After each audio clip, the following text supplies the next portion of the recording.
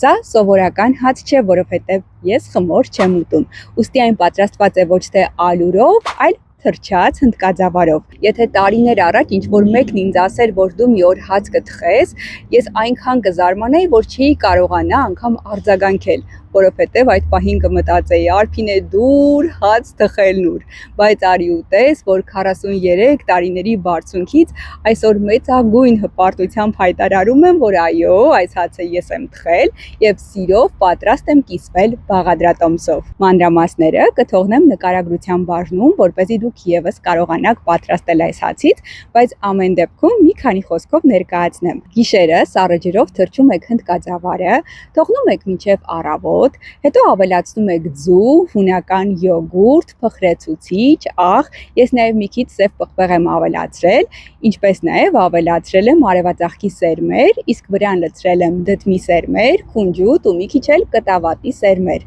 Ջեռոցում 190 աստիճան ջերմաստիճանի տակ եփել եմ 35 րոպե։ Արդյունքում ստացել եմ այսպիսի համեղիկ, այսպիսի գեղեցիկ հաց,